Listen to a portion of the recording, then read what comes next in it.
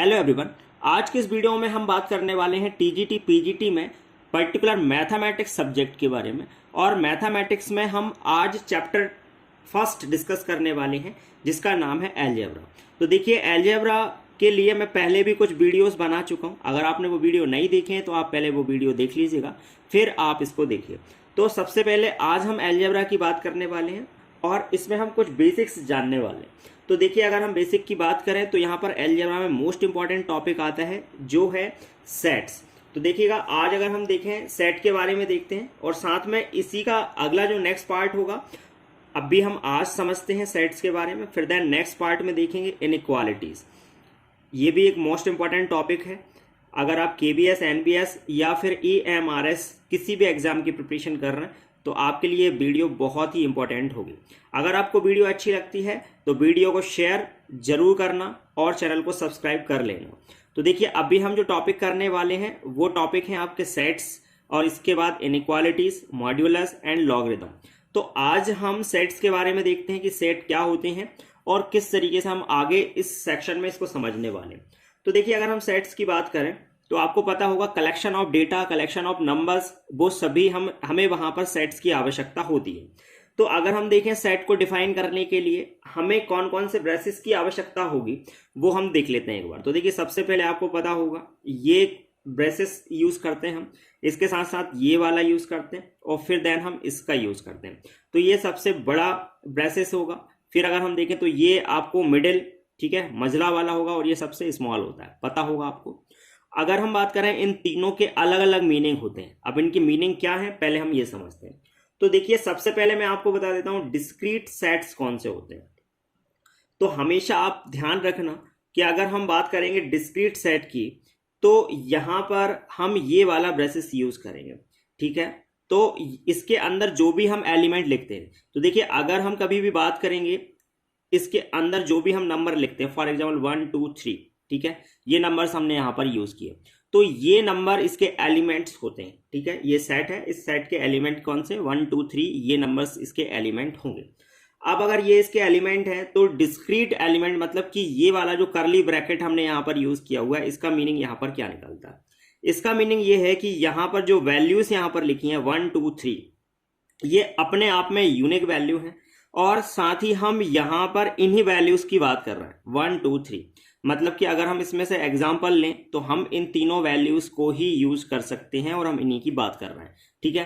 तो यहाँ पे इसका मीनिंग ये निकलता है कि अगर आप कभी भी करली ब्रैकेट यूज कर रहे हो तो 1 2 3 इसके अलावा और कोई दूसरी वैल्यू नहीं है, यही वैल्यू यूनिक वैल्यूज होंगे, ठीक है। तो इसका मीनिंग ये निकला। फिर अगर हम देखें कि भाई यहाँ पर 1 और 2 के बीच में क्या रहेगा, आपको पता होगा 1.5 रहेगा, 1.2 इनफाइनाइट नंबर हो सकते हैं। तो ये सारे नंबर की हम बात यहाँ पर नहीं कर रहे हैं, हम सिर्फ और सिर्फ बात कर रहे हैं 1 2 3 की, ठीक है। तो ये तो हो गया करली ब्रैकेट का मीनिंग। फिर अगर हम देखें भाई, इसके बाद जो नेक्स्ट होता है वो है कंटिन्यूअस सेट। अब कंटिन्यूअस सेट्स क्या होते हैं, ध्यान से समझ लीजिएगा, बहुत इंपॉर्टेंट है। अगर हम ये वाला ब्रैकेट यूज कर रहे हैं तो ये ब्रैकेट दिखाता है क्लोज्ड सेट को, ठीक है, और ये वाला जो ब्रैकेट होता है ये ओपन सेट को दिखाता है। अब देखो, इसको बड़े आसानी से आप याद भी रख सकते हो। देखिए, यहां पे अगर आप इसको कंप्लीट सर्कुलर कर दो तो ये ओ जैसा आपको दिखाई देगा, तो आप इसको ओपन सेट याद रख लीजिए और ये इस तरीके से अगर आप यूज करते हैं तो ये क्लोज सेट हो जाएगा। आगे हम इनके मीनिंग समझेंगे बहुत अच्छे से, बट अभी मैंने आपको ये करली ब्रैकेट और ये यहाँ पे ये जो ब्रैकेट है इनके मीनिंग मैंने आपको समझा। तो सबसे पहले अगर हम बात करें सेट की, तो सेट के अंदर आपको पता है कलेक्शन ऑफ डेटा होता है।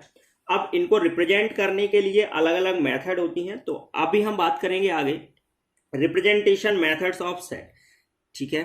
इनका रिप्रेजेंटेशन कैसे किया जाएगा उस पर हम बात कर रहे हैं। तो रिप्रेजेंटेशन मेथड ऑफ सेट, अब इनको किस तरीके से हम रिप्रेजेंट कर सकते हैं। तो देखिए, दो तरीके हमें यहां पर मिलते हैं। तो यहां पे अगर दो तरीके की बात करें तो यहां पर फर्स्ट हो जाएगा आपका टेब्युलर फॉर्म, और इसके अलावा हम इसको रोस्टर फॉर्म भी बोलते हैं, याद रखेंगे रोस्टर फॉर्म। देखिए, बिल्कुल बेसिक से मैं आपको पढ़ा रहा हूं, जीरो से लेकर हाई लेवल तक मैं आपको ले जाऊंगा, बट आप कंटिन्यूसली वीडियोस को फॉलो करें और अगर कोई भी डाउट आता है तो कमेंट बॉक्स में कमेंट करके जरूर बता दें। तो देखिए, टेब्युलर फॉर्म और रोस्टर फॉर्म में क्या होता है, अगर कोई भी सेट आपको कुछ इस तरीके से दिखाई दे रहा है, जैसे अगर मैं बात करूं यहां पर सपोज मैंने यहाँ पे कोई एक लाइन यहाँ पर लिखी है, देखिए अगर मैं ऐसा बोलता हूं the set of all odd positive integer, all positive integers less than 10। अगर हम बात करेंगे, अगर ऐसा कहीं लिखा हुआ है the set of all odd positive integers less than 10, तो इसका मीनिंग क्या निकल रहा है, पहले हम ये समझते हैं। तो देखिए इसका मीनिंग ये है कि अगर हम ऑड पॉजिटिव इंटीजर्स की बात करें तो कौन कौन से हो सकते हैं। तो देखिए ऑड पॉजिटिव तो आपको पता होगा स्मॉलेस्ट होता है 1, फिर देन अगर हम बात करें, देखो पॉजिटिव है तो माइनस में तो ले नहीं सकते, तो 1 3 5, फिर इसके बाद क्या हो सकता है बताइए 7, फिर इसके बाद क्या हो सकता है आगे 9, बट उसने बोला है यहाँ पर क्या लेस देन 10, तो लेस देन 10 लेना है तो 1 से लेकर कहाँ तक जाओगे आप 9 तक जाओगे। तो यहाँ पे अगर हम देखें तो कंप्लीट सेट आपका ये बनेगा 1 से लेकर 9 तक। तो इसी को हम कहते हैं टेबुलर फॉर्म, या फिर हम इसको बोल सकते हैं रोस्टर फॉर्म। ठीक है, तो याद रहेगा आपको, बहुत आसान है। इसके अलावा अब देखिए अगर हम इसके बाद नेक्स्ट एग्जाम्पल की बात करें तो आपको यहाँ पर दिखाई दे रहा होगा the set of all vowels can described as, अगर हम वॉवेल्स की बात करें तो उनको इस तरीके से हम डिस्क्राइब कर सकते हैं ए ई आई ओ यू।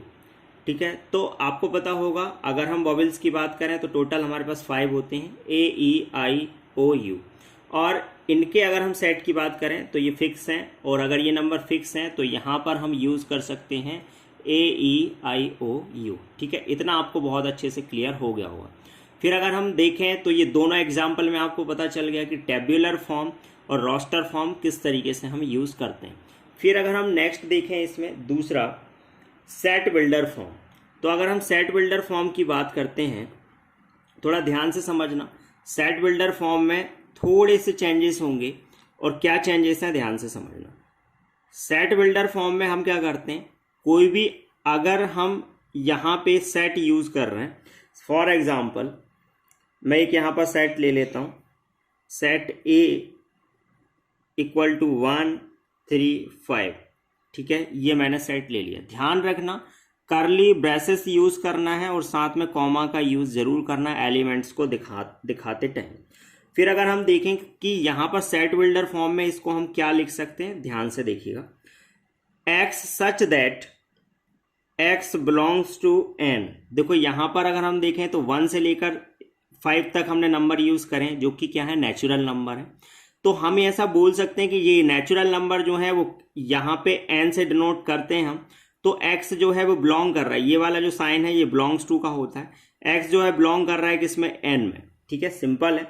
फिर अगर हम बात करें कि एक्स यहाँ पर किस तरीके से डिफाइन है, तो एक्स देखिए आपको दिख रहा है कि 1 3 5 क्या है ऑड नंबर्स हैं, तो हम यहाँ पे बोल सकते हैं कि x is an odd number, x is an odd number. तो सिंपल सा लॉजिक है, आपको समझ में आ गया हो। अब ऑड नंबर तो है, लेकिन आप यहाँ पर एक चीज़ और नोटिस करेंगे कि ये आपको नंबर्स दिख रहे हैं 5 तक, सिर्फ और सिर्फ यहाँ पर कहाँ तक दिख रहे हैं आपको 5 तक।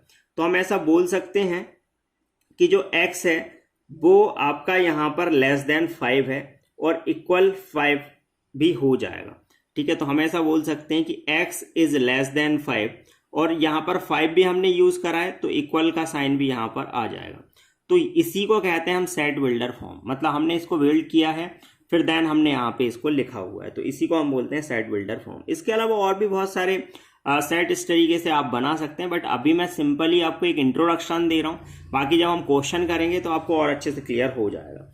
अब अगर हम बात करें डिफरेंट टाइप्स ऑफ सेट्स की, तो कितने टाइप्स के हो सकते हैं, तो इनमें मोस्ट इंपॉर्टेंट टाइप है जिसको हम कहते हैं फाइनाइट सेट। अगर हम इसकी बात करें, इंपॉर्टेंट है, देखिए कई बार आगे यूज होने वाला है, ध्यान से समझ लीजिएगा। तो देखिए अभी जो हम सेट्स यूज कर रहे हैं ये सभी फाइनाइट सेट हैं, मतलब यहाँ पर जो नंबर होते हैं वो आपको फाइनाइट नंबर ही मिलते हैं। तो यहाँ पे अगर हम देखें, जैसे हम बोल सकते हैं कि set of all the people in your city, अगर तुम्हारे सिटी के जितने भी पीपल हैं उनकी हम बात करते हैं, उनका सेट बनाते हैं, तो वो एक फाइनाइट होगा, निश्चित है, मतलब वहाँ पर वो डिफाइन है ऑलरेडी, और साथ के साथ वो निश्चित वहाँ पे नंबर मिलेंगे आपको। ठीक है, डेफिनेट नंबर मिलेंगे, इसीलिए हम उसको फाइनाइट सेट्स में रखेंगे। इसके अलावा यहाँ पे ये जो सेट मैंने ऊपर लिखा हुआ है ये भी एक फाइनाइट सेट है, क्योंकि 1, 3, 5 ये यूनिक नंबर्स हैं और पहले से प्री डिसाइड है, ये ना तो 5 से ज़्यादा है ना ही 1 से इधर कम है, फिक्स है। तो यहाँ पर ये भी एक फाइनाइट सेट हो जाएगा। तो फाइनाइट सेट का सीधा सीधा मीनिंग यही निकल के आता है कि जब कोई नंबर फिक्स हो और ऐसे सेट जो बिल्कुल फिक्स हो, जैसे अगर मैं बात करूं नेचुरल नंबर्स की तो वो तो इनफाइनाइट होते हैं, तो वो फिर वहां पर फाइनाइट सेट के अंदर नहीं आएगा, ध्यान रखना। फिर इसी में दूसरे नंबर पे अगर हम बात करें इनफाइनाइट सेट की, तो इसमें वो सारे नंबर्स या फिर वो सारे सेट हम लेके चलते हैं जो कि फिक्स नहीं है। अब ऐसे कौन से सेट हो सकते हैं जो फिक्स नहीं है? तो मैंने आपको बताया नेचुरल नंबर का जो सेट होगा वो कंप्लीटली हम देखें तो 1 से तो स्टार्ट होगा, स्टार्ट फ्रॉम 1, बट कहाँ तक जाएगा? इनफाइनाइट तक, क्योंकि हमें पता ही नहीं कि वो इनफाइनाइट नंबर कौन सा है, ठीक है। तो इसीलिए यहाँ पर इनफाइनाइट सेट के अंदर आएगा। इसके अलावा और कौन कौन से सेट्स हो सकते हैं? तो आपका इंटीजर्स हो सकते हैं, जितने भी नंबर्स हैं, जैसे अगर देखें होल नंबर्स की बात करते हैं तो इनफाइनाइट जाते हैं, तो सारे ये इनफाइनाइट सेट के अंदर आ जाएंगे। तो इतना आपको बहुत अच्छे से क्लियर होगा। रियल नंबर्स के जितने भी सेट होंगे वो भी आपके इसी के अंदर आ जाएंगे। तो ये आपको समझ में आ गया होगा। ये अब अगर हम नेक्स्ट बात करें तो नल सेट, वॉइड सेट और एम्प्टी सेट, इन तीनों की अगर हम देखें तो ये तीनों एक ही हैं, ध्यान रखिएगा, कोई सा भी एक नेम यूज हो सकता है। तो इस टाइप के सेट कैसे रहते हैं वो ध्यान से समझना। यहाँ पे मैंने लिखा C equal to X such that X belongs to n, and यहाँ पे जो x है वो छोटा है किससे? 2 से, और यहाँ पे 1 से कैसा है? बड़ा है। तो हम बोल सकते हैं कि x is greater than to 1 and less than to 2।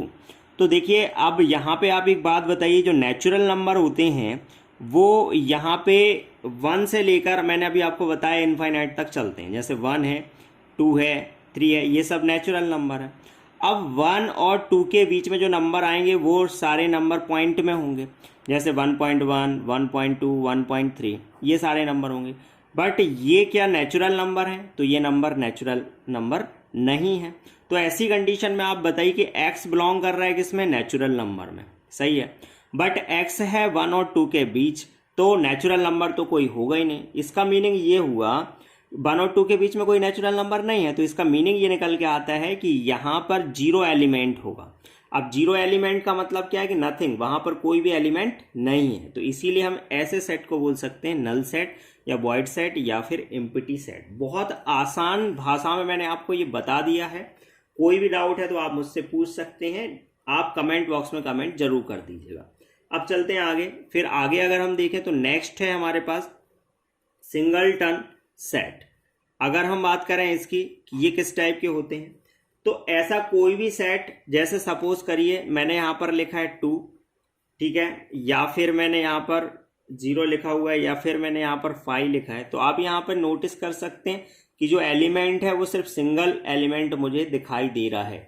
यहाँ पर एवरी सेट, जितने भी सेट आपको दिख रहे हैं वो सभी सेट्स में आपको सिंगल एलिमेंट दिखाई दे रहा है। तो सिंगल एलिमेंट अगर होता है तो उसी को हम सिंगलटन सेट कहते हैं। सिंपल सा लॉजिक है, उसमें कोई प्रॉब्लम नहीं होगी। चलिए अब आगे अगर हम देखते हैं तो नेक्स्ट है इक्वल सेट। तो यहाँ पे अगर हम बात करें इक्वल सेट्स की, तो इक्वल सेट्स कौन से होते हैं? जैसे देखिए बहुत आसान भाषा में मैं आपको समझा देता हूँ। जैसे ए इक्वल मैंने यहाँ पर लिखा है 4, 5, 6, 7, ठीक है, और दूसरा यहाँ पर सेट लिया मैंने, और जिसमें मैंने यहाँ पर लिख रखा है 5, 4, 7, 6, ठीक है, एलिमेंट्स मैंने यहाँ पर ये ले रखे हैं। अब भी आप ध्यान से देखिए कि यहाँ पर जो एलिमेंट्स दिए हैं वो एलिमेंट्स अलग अलग, उनकी जो प्लेसेस हैं वो अलग अलग है, बट यहाँ पर सेम एलिमेंट। जैसे 4 यहाँ पे लिखा है तो यहाँ पे लिखा हुआ है, 5 यहाँ पे लिखा है, 6 यहाँ, 7 यहाँ, तो एलिमेंट्स तो यहाँ पर सेम दिख रहा है बट प्लेसेस अलग अलग, तो उससे कोई इफेक्ट नहीं पड़ता। तो ऐसी कंडीशन में हम बोल सकते हैं अगर एलिमेंट सेम है तो ए इक्वल बी, मतलब कि ये दोनों सेट कैसे हैं? इक्वल सेट्स हैं। तो इक्वल सेट्स में आपको बस इतनी सी बात ध्यान रखनी है, अगर कोई भी सेट्स में एलिमेंट सेम है तो इसका मतलब है कि वो आपस में कैसे हैं? इक्वल हैं, ठीक है। तो ये आपको बहुत अच्छे से क्लियर हो गया होगा। इसका मैं सेकंड पार्ट भी लेके आता हूँ बहुत जल्द से जल्द। अगर आपका कोई डाउट है तो कमेंट बॉक्स में कमेंट करके जरूर बताइएगा, और साथ ही मैं कंप्लीट आपको सिलेबस करवाऊंगा। बट आप अच्छा रेस्पॉन्स दीजिए, शेयर करिए ज़्यादा से ज़्यादा, तो आपको फ्री ऑफ कॉस्ट पूरा कंप्लीट सिलेबस यूट्यूब पर भारत एजुकेशन चैनल पर मिल जाएगा। तो आज के लिए इतना ही, मिलते हैं नेक्स्ट वीडियो में। Thank you very much.